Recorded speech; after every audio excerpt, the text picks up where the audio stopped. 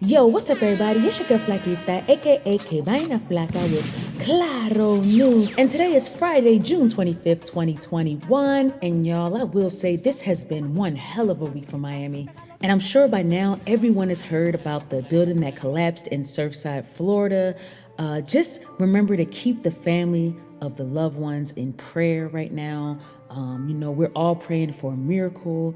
We're all praying that there will still be some survivors under that rubble.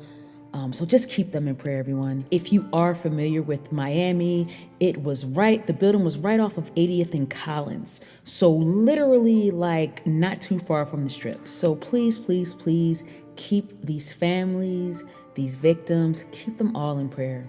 In other news, wow, it's been a while since I've been on here, right? It's been a minute. But I assure you guys, I've just been busy with real life situations, working a lot, staying down to come up. That's all, just staying down to come up. But y'all, I'm here. I'm seeing everything that's happening in these YouTube streets. I've been getting a whole lot of DMs asking me to address some of the things that's going on. But I generally do report on things that's happening on the YouTube streets. So here's what we're going to talk about today. We've all heard many different sides of this Miko Worldwide saga. And now that Miko joins us in the free world again, he is now speaking about his truth. But there are still a lot of commentators and spectators that are finding way too many holes and gaps in this story for it to be believable. All the while, Miko is still defending his innocence by posting videos. He said he's going to make 3, but 1 through 2 are out right now. And the 3rd video should be coming out in the near future. In these truth confessions, he's alongside with his attorney. And while it was a nice gesture for him to make the videos and to try to explain what's going on, the videos suggest nothing. It does not answer any of our questions. It doesn't even go into detail about what really happened. They're very, very vague video. So not only do the videos not prove anything, they don't go into detail as to what happened. Okay, you're innocent, but what happened? 2018, when according to Mr. Nickel, his former co-defendant, who we shall be looking up shortly or very soon, Ishu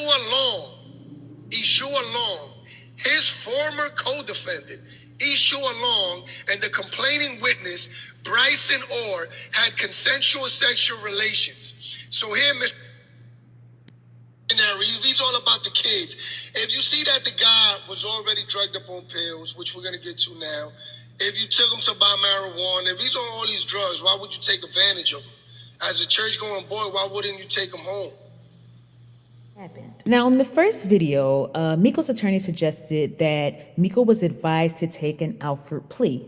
Now, according to Wikipedia, an Alford plea, also called a Kennedy plea in West Virginia, in United States law is a guilty plea in criminal court whereby a defendant in a criminal case does not admit to the criminal act and asserts innocence. Okay, sounds about what the attorney said. Okay, but then I highlight the second part of the definition is, in entering an Alford plea, the defendant admits that the evidence presented by the prosecution would be likely to persuade the judge or jury to find the defendant guilty beyond a reasonable doubt.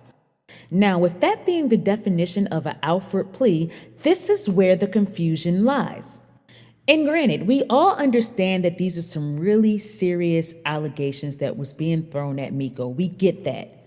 We understand. But I think the confusion lies where you tell us, hey, I'm not guilty, I'm an innocent man, but what evidence would suggest that, you put a kid in a trunk or there was some sexual assault? We're trying to figure out, why would anybody accuse you of said actions?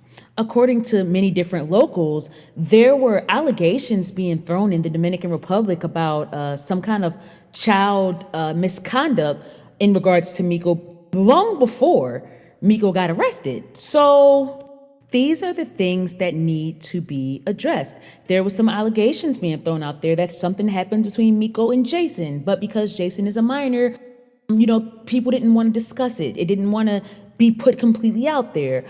There were some allegations with Gendry. Of course, we all seen Dominican Gucci Mane's photos surface up a couple of weeks back with him getting his back blown out. So we need answers. We need to hear the real scoop so that we can make conscious decisions as to whether we want to support Miko Worldwide or not.